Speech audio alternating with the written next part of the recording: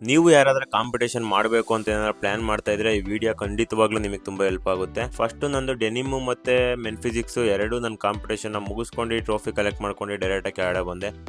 ಕೆಳಗಡೆ ಬಂದು ಯಾವುದೇ ಕಾಂಪಿಟೇಷನ್ ಮಾಡಿದ್ರು ಫಸ್ಟ್ ಮಾಡೋ ಕೆಲಸ ವಾಟ್ರು. ಅಂದ್ರೆ ಯಾರು ಕಾಂಪಿಟೇಷನ್ ಅಟೆಂಡ್ ಮಾಡಿರ್ತಾರೋ ಅವ್ರಿಗೆ ನಿಜವಾದ ಅನ್ನದ ಬೆಲೆ ಆಗಿರ್ಬೋದು, ನಿಜವಾದ ನೀರಿನ ಬೆಲೆ 100% ಅರ್ಥ ಆಗಿರುತ್ತೆ.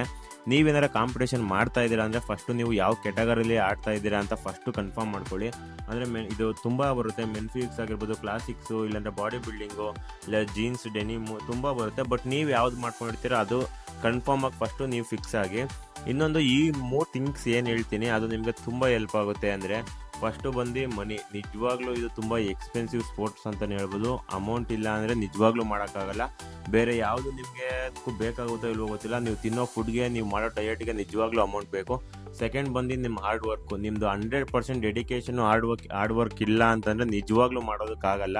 ಏನಕ್ಕೆ ಅಂದರೆ ಇವಾಗ ಒಂದು ತಿಂಗಳು 2 ತಿಂಗಳು ಮಾಡಿ ಮತ್ತೆ 3 ತಿಂಗಳು ಸ್ಕಿಪ್ ಮಾಡ್ತೀನಿ ಅಂತಂದರೆ ನಿಜವಾಗ್ಲೂ ಅದು ನೀವು ಲಾಸ್ ಮಾಡ್ಕೊತೀರಾ.